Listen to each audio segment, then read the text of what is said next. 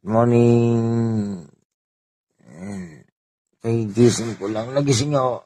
Oh, nagising ako dun sa Dalamega po ni Ate Rosie. Lakas eh. Si Ate Rosie Castillo. Araw-araw siya may dalang mega po. Pag nanggigising, gising ka talaga eh.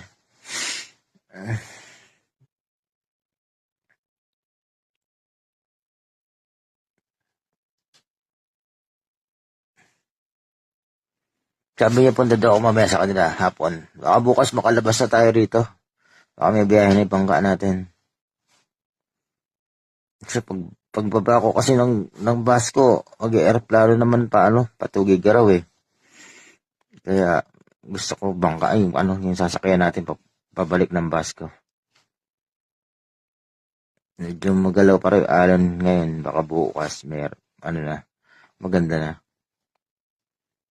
Pero sa Windfinder natin, pwede na bukas. Pero mas maganda yung Webes niya. Kalmado yung dagat nun. Kaya kami darating ditong bangka bukas galing Basco, sakay na tayo pabalik. Antok pa ako eh.